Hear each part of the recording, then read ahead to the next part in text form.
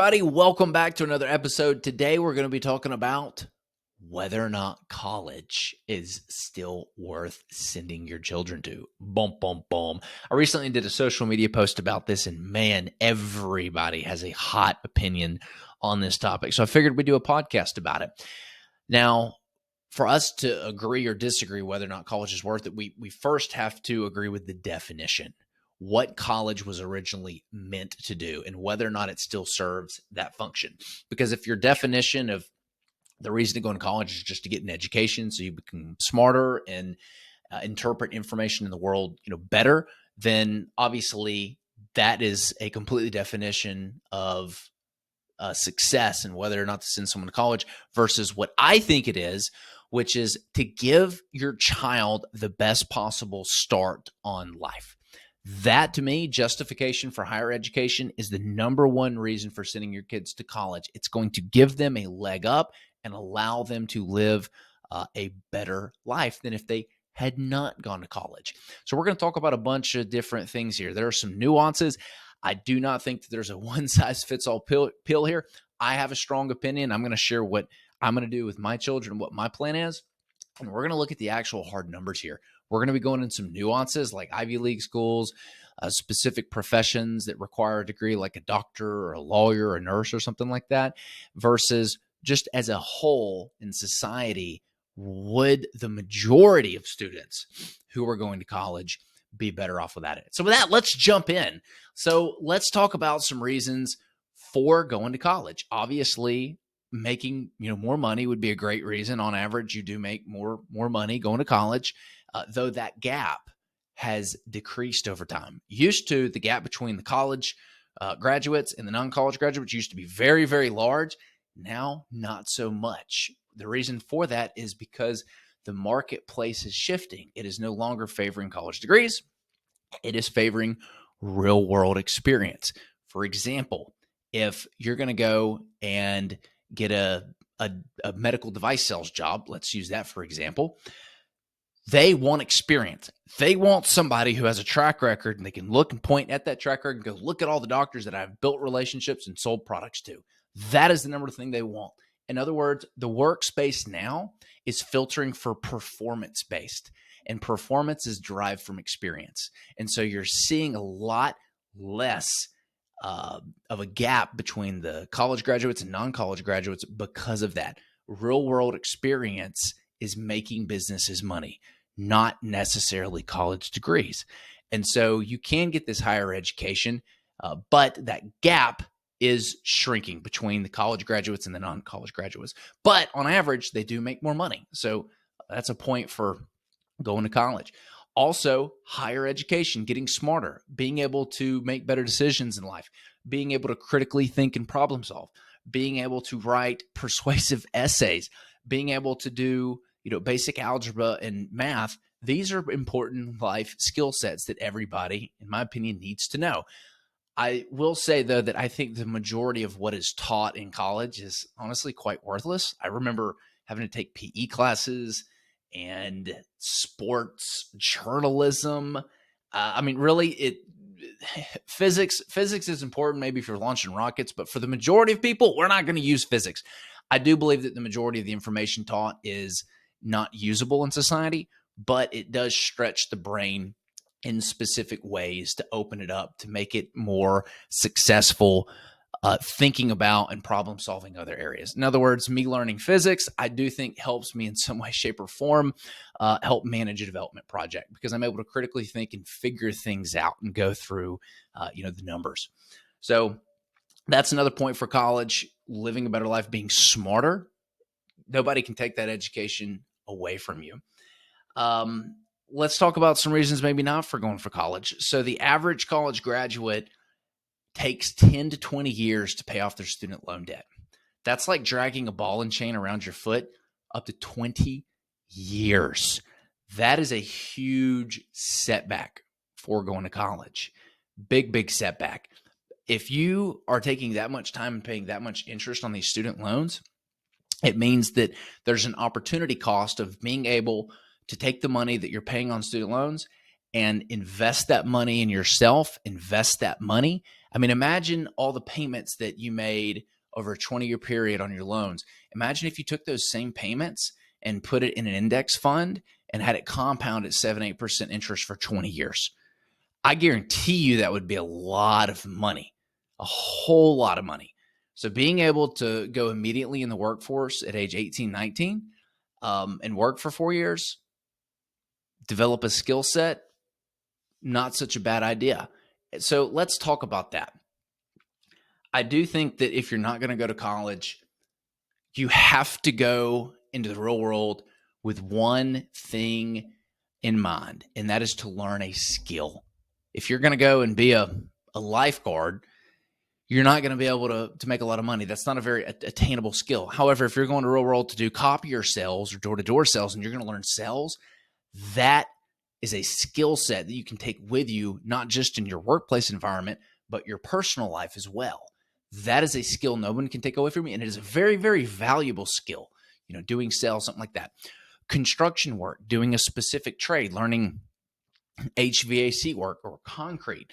These are things that are not going away. The real world needs concrete. They need HVAC systems. They can't disappear. We have to have them. We literally, we probably could survive without concrete and HVAC, but we don't want to, right? Like, we're going to stop paying for other things first.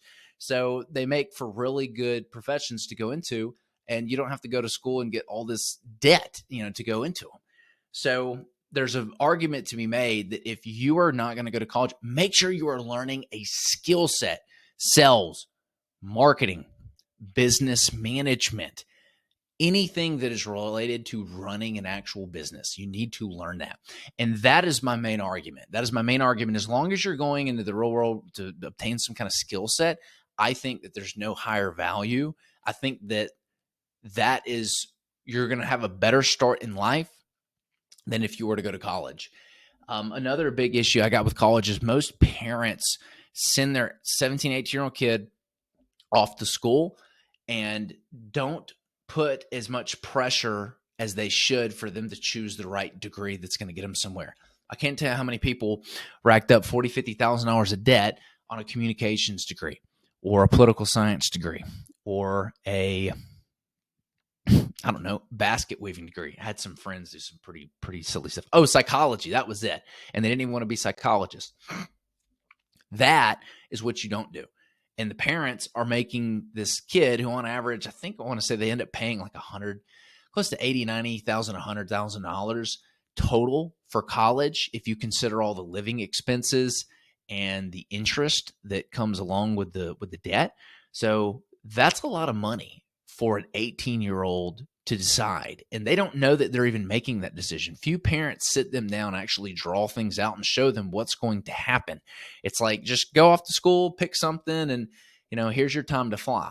That's not how it should be. I do believe that having a few years, maybe 1 year at least in the real world before you go off to college, helps them to develop the maturity before going to school and spending a bunch of money and developing that discipline to be able to go to class on time and do things, because it's their money at work.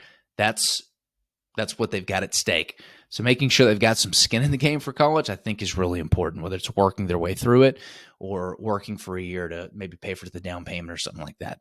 The best deals are when you got some skin in the game. So let's get back on track here on, whether or not this is a good ROI.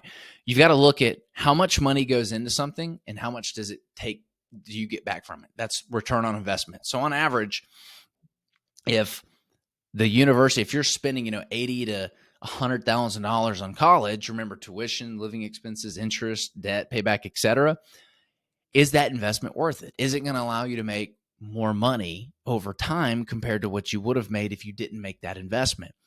And, for me, if we're comparing, again, going to the real world and learning an actual skill like sales or management or marketing versus paying that $100,000 to college, I would much rather have my kid go into a sales job and spend $20,000, $30,000 of the world's best salesmen to come and train him to be for her to be a better salesman, one of the two, because that if I spend that $100,000 and have them join mastermind programs and, be around other people who are making lots of money, pay for coaching, pay for mentorship, that's going to have a much better ROI than me just having them go to college, spending $100,000 and them getting like a marketing degree or a degree in, I don't know, business management or sales, if that's even a thing.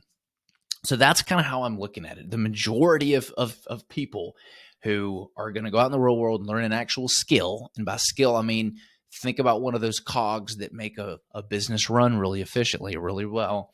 That's going to be a better ROI than sending them to school because they're going to be able to make more money, because that's what companies are looking for. They're looking for skills. They're looking for performance-based employees. It's going to allow them to not have to pay $100,000 to go to school. And then the biggest thing, and this is the most missed one, is there's a huge opportunity cost with college. If you had been working building a skill set for 4 years and investing that money, what does that do to you on a long horizon, over 20 years? We talked about how if you're having to pay debt over 15, 20-year period, that is money that had you been investing it and hadn't it been compound, that's a big snowball over 20 years. That is a huge, huge, huge start for somebody in their early 20s doing that. So that definitely makes me think that I want to lean more towards, sending my kid off into the real world, having them learn a skill or start a business, and using that $100,000 that would have been spent on college to put them in mastermind programs around similar business owners they can learn from, pay for coaching, pay for mentorship from people in that specific profession that have done it and have helped other people do it and get them there. I think that that's going to be a much better ROI. The one exception that I've got for this, if it's not a skill-based job and if it's like an Ivy League school, I do think that the connections you make in the Ivy League schools ultimately are going to propel you and give you a much greater return on life than if you didn't go to college. So if you've got the opportunity to go to like Harvard or Yale or some college where your social circles are the people whose parents are pretty much running the world, that is going to get you really, really far, because again, those are the people who already have the connections. It's all about who you know, not what you know. That is the one exception. And I kind of toyed around with this idea that in my post, talking with a gentleman who made this argument that, maybe I would send my kids to go, live in like not the dorms because they wouldn't be in there, but maybe like the off-campus student housing or something, answering Craigslist ads from other college students, and be like, yo, you're going to go and live right next to Harvard. Your goal for 4 years is going to be to meet as many people as possible and make as many friends and start as many like little communities and meetups to build deep relationships with people. Because I honestly, if you can do it the right way, you probably will get the same ROI that you did going to actual Harvard, because you're going for the connections and the people that you know, not necessarily the education. I've talked to multiple people who've been to Harvard and these Ivy League schools, and they said that there's nothing really special about the education. It's all about who you know. They prep you to run the world because you're meeting other people whose parents are pretty much running the world at that point. So that would be the exception. And then the other would be if your child dreams of being a doctor or a nurse, something that does require a degree and specialized training, then yes, absolutely go to college. You need that. You don't want people that are learning from non-medical professionals doing surgeries. You want to make sure that you go and get your medical degree and train and get your I forget the word under it, working under somebody for a few years until you get the hang of it. Anywho, that's my spat on whether or not college is worth it or not. If you like this episode, leave us a review and share it with your friends and family. We'll see you next time.